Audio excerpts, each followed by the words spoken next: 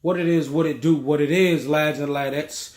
Today, I want to go over what I saw at the Microsoft E3 conference and some of my thoughts. Now, disclaimer, this is in no particular order except for maybe the beginning. So let me get straight into it.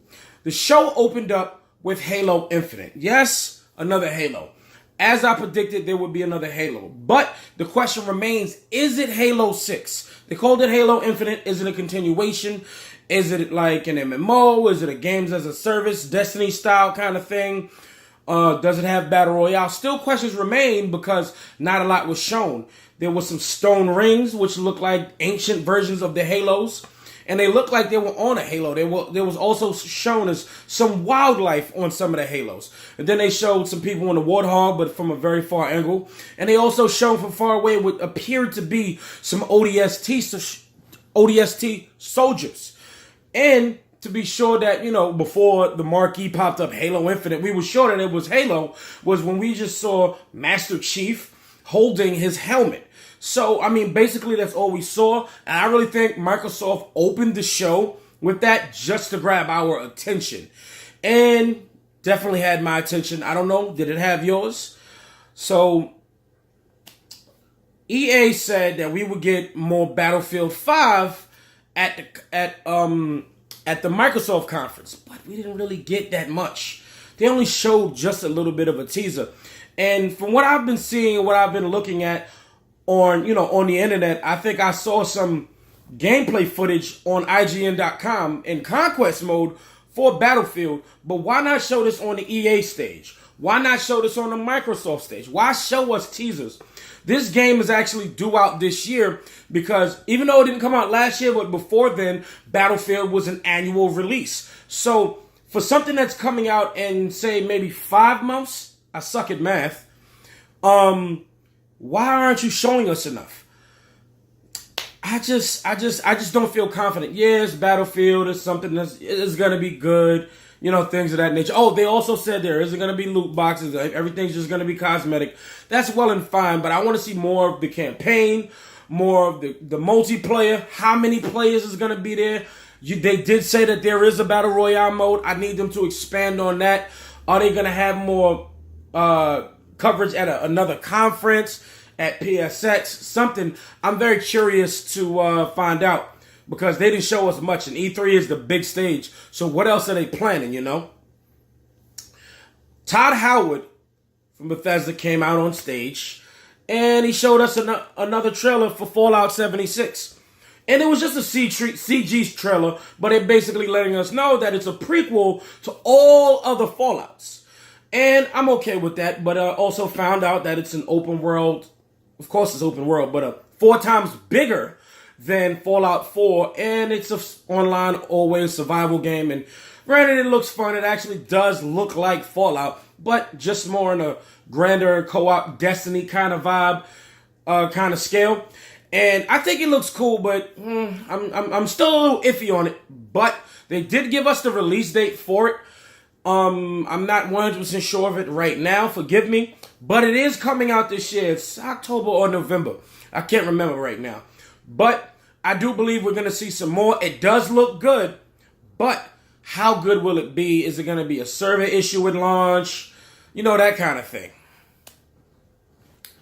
So, man, Microsoft, you kind of had me. I feel like you kind of had the internet on this one. So, you see the coalition symbol come up, and then you see a chainsaw go through it, and then you see a Funko Pop version of Marcus Phoenix come up. And this is like, what? And then the Funko Pop gear symbol pops up. It's a freaking mobile game. And people was just like, wait, what is this? What is this? And then they showed us another Gears game. A strategy Gears game that's for PC only. And it's years before the original Gears games. And I'm like, okay, this looks decent. It didn't look bad. Not really my cup of tea, but it did not look bad. And then the doozy.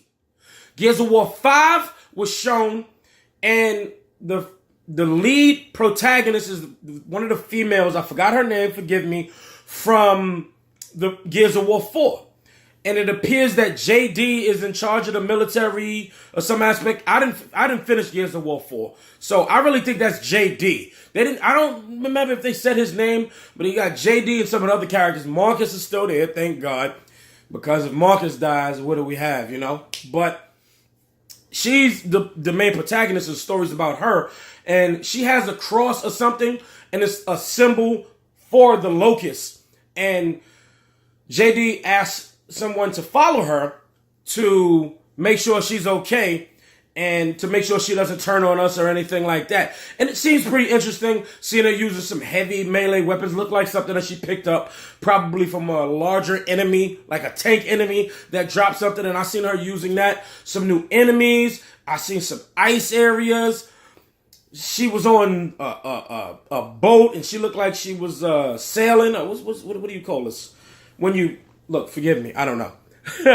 But she was doing, it was a bunch of environments. They didn't give us a release date yet, but the game does look good. They didn't let us know if they're going to Battle Royale mode. They didn't even show us anything for multiplayer at all. They did show us that it is in development, and it's a little pinch of gameplay to let us know that it still looks like Gears, and it still remains interesting. So I'm really looking forward to this. And yeah, you let me know what you think down in the comments below.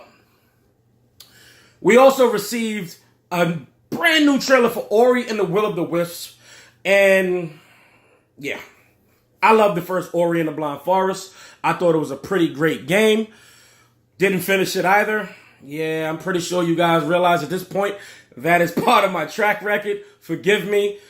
But this game actually looks interesting. He seems to have new moves.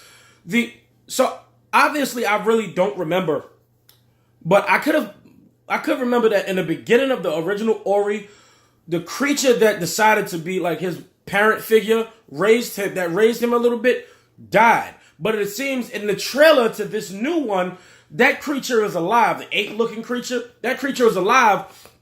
And then there's this flying little owl-looking creature. Maybe it's a baby version of the enemy from the first one. I really need to go back and finish that game. I know.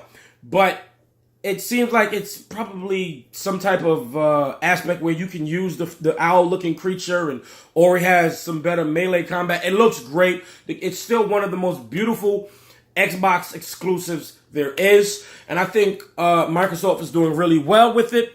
And it's not due out till 2019, but I can wait. Honestly, you know what? I really wish it did come out this year because January and February is looking pretty stacked. It's 3 games coming out on January 22nd alone, and I'm already exhausted. My wallet is exhausted. Man. Yeah. I can't wait for these games. I hope Ori and the Blind Forest comes out maybe spring, maybe even in the summer of 2019, because that's usually the dry season. So maybe give us something good to play, Microsoft. So a trailer open and you see a guy on a skateboard. Everybody starts to get hyped and excited, and he's going hard, and some decent music plays, and he's doing pretty good. He falls. I'm like, okay, what is this? And I'm like, oh man, this is Skate? Nah, they psyched us out. It wasn't Skate. It was the game Session. It was crowdfunded. It was said to be the spiritual successor of Skate. But from what I'm hearing on the beta or the alpha when it was on PC, the controls weren't the best. But I'm not sure. Maybe I overlooked it, but I think it's an exclusive to Xbox. Correct me down in the comments. Please feel welcome to correct me down in the comments. But it looked like a pretty good game. I haven't been into any skating board games since Tony Hawk Pro Skater 3. And yeah, I didn't play any of the skates. They looked interesting, but I just didn't get into them. But Session, visually it looks great. Hopefully the controls aren't too complicated. And I'm really thinking maybe I will give this a try.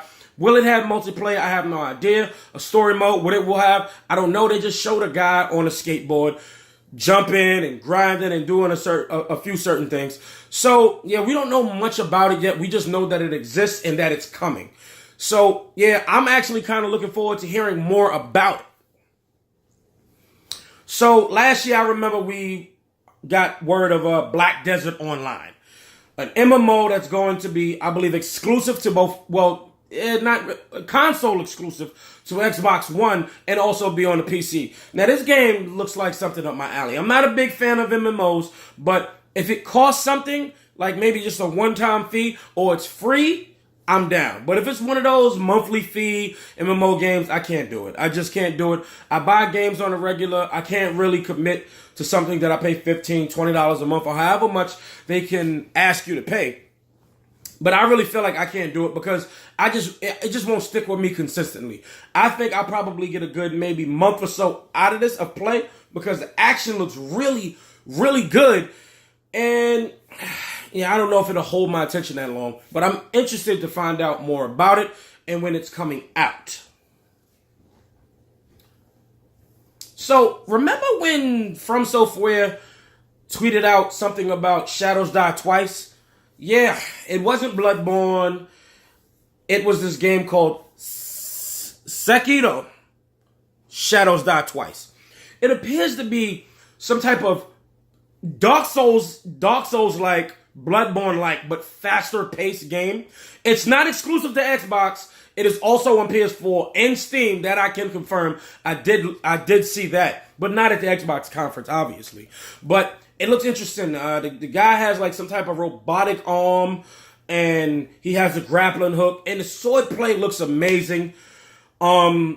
It's of course in Japanese medieval times, the feudal times. It looks really good. Not too much was shown, but it's coming out next year. It's bloody. You know what? It says Shadows Die Twice. So I was thinking maybe, you know how Dark Souls and Bloodborne is really punishing? You die once, you got to come back to the stuff. There was no checkpoint. You got to come all the way back and retrieve all of that stuff. So in the trailer, you see the guy die and the enemy start to walk away, but then he comes back and jumps on the enemy and finishes the enemy off. So what I'm thinking is that maybe they give you 2 chances, and then maybe on a 3rd chance, everything is lost. I don't know. They haven't really told us much about it, but that's just, some speculation and maybe what I think. So why don't you let me know what you think about it in the comments below. Now, Microsoft has been saying that they have been trying to get some attention over there in Japan. And, well, it appears that they paid up. They paid some bread because there's a game called Jump Force coming out. After Shonen Jump with all those great anime, it's a collabo game. And in the trailer, they showed Naruto, Goku, they showed some Death Note, and they showed Luffy from One Piece. And Frieza too. I saw Frieza. Man, that game looks like something. It looks very, very interesting to me. A lot of these games don't particularly interest me, but this game did. I did play Dragon Ball FighterZ probably because of the simplistic. It was a side-scrolling, and I liked the art style, and most of the content I was familiar with. I did not watch Dragon Ball Super. I never watched One Piece. I've maybe seen 2 or 3 episodes of One Piece. I watched a teensy bit of Naruto. Never watched Death Note, but believe it or not, I am an anime fan. I just never really jumped into these because, when I decided that maybe I wanted to watch some of these, they were just too far in. Like, if I wanted to watch One Piece right now, I think it's well over 1,000 episodes in. And I also got to say that even though it's Shonen Jump, I got to wonder if the Bleach universe is in there. The combat, the gameplay, it looks like a fighting game, and the gameplay looks something similar to Pokken Tournament. And if it's like that, I'm actually pretty interested. They look like they were in a big urban area, like in a big city. Say if they were in Tokyo and it looks like hyper-realistic as far as, and surprisingly, it looks hyper-realistic, and it's just, you see Goku, he goes Super Saiyan in a beam, shoots all the way up through the sky, and you see Luffy kind of traversing around the buildings like he's Spider-Man. It's kind of awesome. And that's basically all that was shown about it. It didn't go too deep, but it's letting us know that this is coming out, and it's also coming out to the Xbox One. And of course, the PlayStation 4, PlayStation being a Japanese system, and be the fact that it's sold maybe $80,000 around. But yeah, so Jump Force looks very interesting, and I can't wait to hear more about that. And yeah, moving on. So they finally showed Crackdown 3, and yeah, it's been delayed again, but not that far off. This time it actually received a release date of February 22nd. And it looks actually pretty fun. It looks like what was this game called? Man, forgive me. Agents of Mayhem, the kind of the Saints Row spinoff. It looked like what Agents of Mayhem was trying to be. And they cut the trailer on, and Terry Crews was just absolutely yelling throughout the whole trailer what Terry Crews does best. And they actually showed a scan. They actually showed him in the game, and it looks amazing. The weapons look crazy, and like they kind of like materialized in his hand, and all the explosions. He's super powerful. You see his suit upgrade in front of him, and the vehicle. I think he can change the vehicle while he's inside the vehicle. The vehicle drove up a wall. I was like, what is this? I love Crackdown, the original Crackdown 1. Crackdown 2 wasn't really much to me, but this Crackdown 3 right here, I'm looking to have some fun, and I'm really looking forward to having somebody to play online with. I don't know how many of my actual friends will be playing this, but for some of you, my subscribers, if you do have an Xbox One and you would like to play with me, please let me know. Drop your gamer tags down below. Follow me on social media so we can talk about it and maybe line something up. I'm actually looking forward to this. This looks like a blast. Let me know what you think down in the comments below. And oh man, now listen to this. Now, we usually know that, Devil May Cry is really associated with PlayStation, given the fact that the original one was only on PlayStation. And, as the years came, we finally got a chance to get Devil May Cry on Xbox. But Capcom finally gave us Devil May Cry 5. Yep. Devil May Cry 5 was on the Microsoft stage. That's nuts. That is absolutely nuts. And the game looked crazy. And it looked like they're giving us Nero again, but, it's not just a demon arm, it's like a robotic arm, and it looked like it can change. I don't know how, but it looks like he lost the arm completely. They didn't really say. They gave us a teensy bit of gameplay. It looks dark. It kind of looks like how the other Devil May Cry's were, kind of mixed with what DMC was, as far as the darkness of it, but it still feels like Devil May Cry 1 through 4. And at the very end of the trailer, they showed Dante, and he looked maybe a little older, a little bit more menacing. Maybe he's the villain, actually the villain in Devil May Cry 5, because he appeared to be the villain at first in Devil May Cry 4, but he wasn't. And so they gave us some gameplay for Nero, and he had some young lady with him driving a vehicle, and the game looked awesome. He was fighting some big stuff. He had the grabbing effect like he did in 4, and he was throwing and tossing stuff around. And the gameplay, at its core, it was Devil May Cry 4.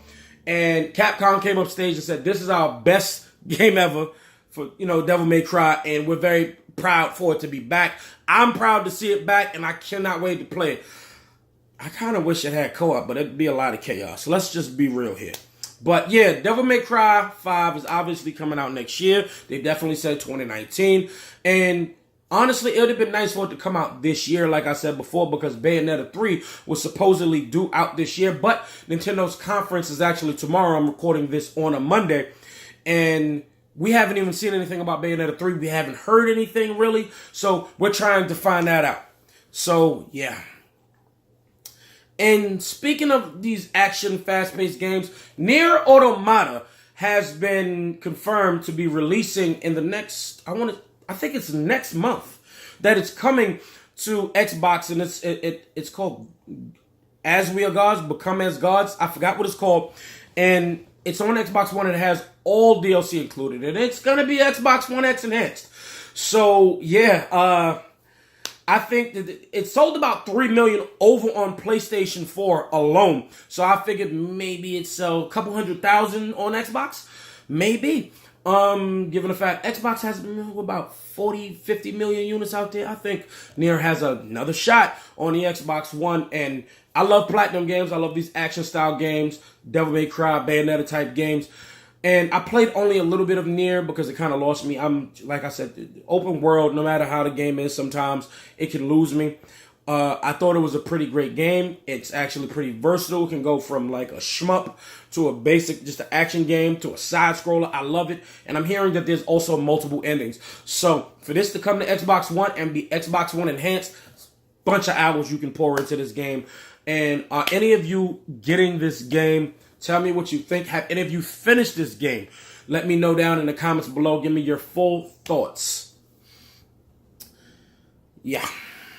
So Microsoft bought 5 studios to, combat with Sony, who's king of it all. They have so many studios. But the most interesting one, they bought Ninja Theory. What? They bought Ninja Theory. The studio that brought you Hellblade, Senua's Wrath. That was a AA game. The game is amazingly written.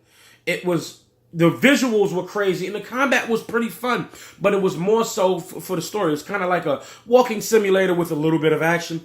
And honestly, that was just off of them doing that alone. So in my mind, I'm thinking, what could they possibly do with Microsoft's backing with the funds in it? I can't wait to see that. They also bought the studio that makes the Forza Horizon games, and they also bought the studio that made, oh man, forgive me, State of Decay. Yes, the State of Decay series. So it's good to know that these are bought and Microsoft will be upping. And I think they're lining it up for the next generation. And speaking of the next generation, Microsoft has confirmed that they are already at work, working on the next Xbox. What could it be even called? Xbox 2 if you want, an Xbox.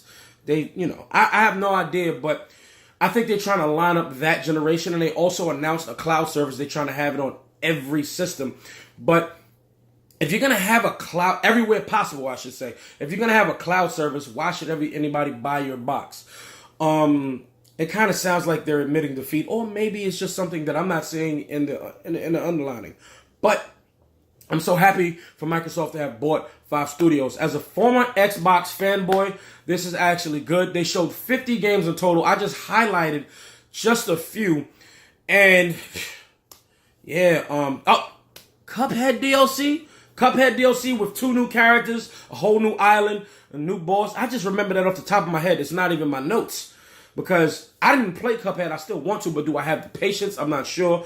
And with it being DLC coming, there wasn't a price. The DLC is coming out next year, but the game is only $20. And hey, listen, I want to say my money is precious.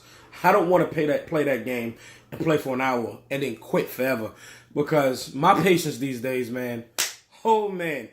I also don't want to break my controllers because these controllers cost $60 to $70. But I'm actually interested in Cuphead. It's a beautiful art style, and I know it takes forever to make it. And I wasn't really expecting a sequel, but I really wasn't expecting DLC either. So I feel like we really was treated a lot here. And yeah, that is it for Microsoft at E3. That is it for my thoughts. I thought Microsoft blew it out of the water. They came through with 50 games, and they talked a pitch, and they gave us a little bit. But that's my thoughts. Let me know in the comments below what you guys thought. Follow me on Twitter. I'll leave all my information down below. I thank you guys for watching. This was a really, really long one. But if you stuck here, if you stuck through it and got to the end, thank you. I appreciate you so much.